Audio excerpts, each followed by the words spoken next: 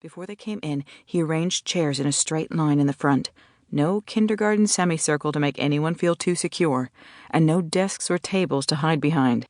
Leave them open, vulnerable, and put nothing between them and the big board where 8 by 10 glossies of the dead looked down at them.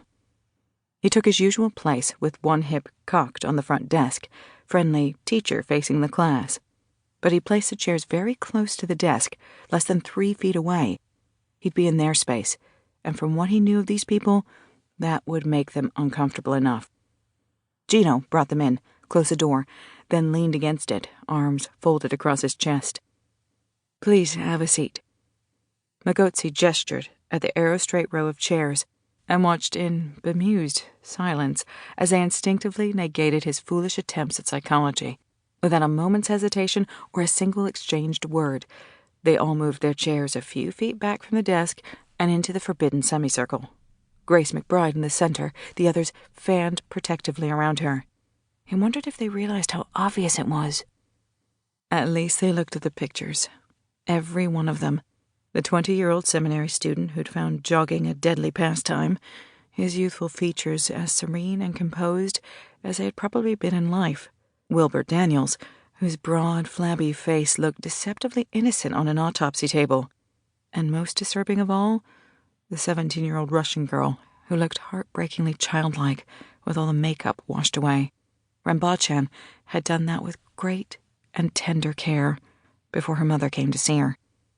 Grace McBride looked quietly at each photograph for a prolonged moment, as if she were forcing herself to do it, as if she owed it to them. The rest of them swept the board with their eyes very fast. Not a masochist in the group, except maybe for Roadrunner. The crime scene photos were up there too, terrifying duplicates of the crime scene photos in the game, and Roadrunner couldn't take his eyes off the girl on the stone angel, no doubt remembering the night he had positioned himself in that very place, setting the stage for the girl's murder. "Jesus God," he mumbled, and finally looked away. Annie Bolensky turned a hateful glare on Magotsi.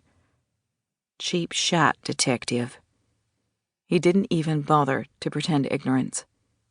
"You didn't notice them when you were in here earlier?" "Sure, we noticed them." She pursed her pumpkin-orange lips angrily, but they weren't staring right at us. "Would you like me to turn the board around so you don't have to look at them?"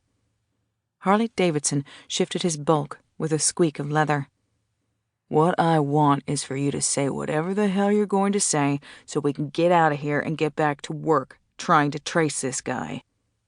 Magotsi raised his brows. "Good. We're all on the same page."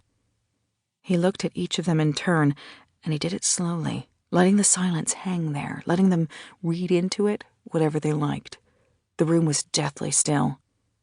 "I'm going to lay this out to you the way we see it, and then you're going to have to decide whether or not to answer our questions, and then you're going to have to live with that decision." "What, no thumbscrews?" Mitch Cross asked bitterly. "We don't use thumbscrews anymore, asshole." Gino snarled from the door, confirming that he and Mitch Cross would probably never be bowling partners. Too slow. Magotsi shot him a warning look, then turned back to the others. "The thing is, you people are too tangled up in this case, and the longer it goes on, the more alarm bells go off. At first we thought it might be simple, that maybe there is some nut out there who just played your game and thought it would be fun to act it out for real. Then we found out that none of you is who you pretend to be, that there's something back there you're all hiding. We don't know if you're criminals on the lam, victims on the run, or both at the same time. Maybe there are warrants out all over the country for who you really are. Maybe you ticked off the mob. We don't know. And today, you tell us you're supposedly getting messages from the killer? Now, you people might not think there's a connection between what's happening now and whatever the hell happened to send you underground over 10 years ago, but to the objective observers, all of you, and especially Grace McBride, are in this so deep, you'd have to be blind not to see it." Roadrunner looked nervously at his friends. Annie Belinsky, sitting next to him, squeezed his arm with a plump hand in either reassurance or warning. He took a breath, that sounded too big for such a stick of a man.